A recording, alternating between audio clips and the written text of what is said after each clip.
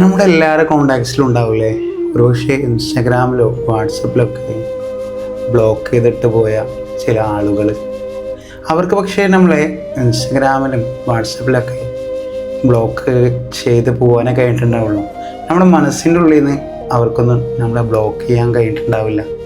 അതുകൊണ്ടായിരിക്കാം നമ്മൾ ഇന്നും അവരൊരു മെസ്സേജ് അയക്കും, അല്ലെങ്കിൽ അവർ നമ്മൾ പ്രൊഫൈൽ എടുത്ത് നോക്കി നമ്മുടെ ഫോട്ടോസിനൊന്ന് ലൈക്ക് അടിക്കുന്നുള്ള ചിന്താഗതിയോട് കൂടിയിട്ട് ഇടയ്ക്കിടയ്ക്ക് തുറന്നു നോക്കാറുള്ളത്.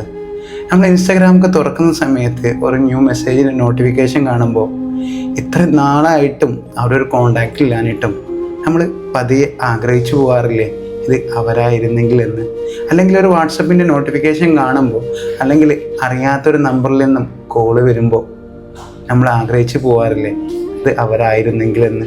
ഒരുപക്ഷെ നമ്മൾ സിം കാർഡ് പോലും മാറ്റാതെ നമ്മൾ ഇന്നും ആ വർഷങ്ങൾക്ക് മുമ്പ് ഉപയോഗിച്ചിരുന്ന സിം കാർഡും മാറ്റാതെ ഒരു കോളിനായിട്ട് നമ്മൾ കാത്തിരിക്കുന്നുണ്ടാകും. ഒരുപക്ഷെ നമ്മൾ അറിയുന്നില്ല, അവർ നമ്മളെ ഓർക്കുന്ന പോലുമില്ല എന്നുള്ള കാര്യം.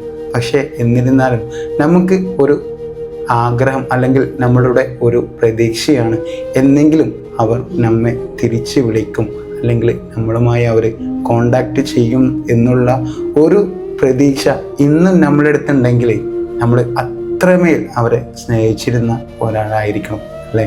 നിങ്ങളുടെ ജീവിതത്തിൽ ഇതുപോലെ ഒരാൾ നിങ്ങളുടെ ജീവിതത്തിൽ ഉണ്ടായിരുന്നെങ്കിൽ നിങ്ങൾക്ക് ഈ പറഞ്ഞതിൻ്റെ അർത്ഥം മനസ്സിലാവും. ശരിയല്ലേ?